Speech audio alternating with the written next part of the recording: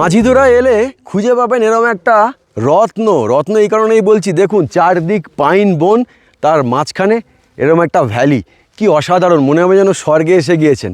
একদম গোটা ভ্যালি জুড়ে রোদ ফুটে রয়েছে আর চারদিকে পাইন বন, তার মাঝ দিয়ে হেঁটে বেড়াবেন, যেমন এই মুহূর্তে আমি হেঁটে বেড়াচ্ছি।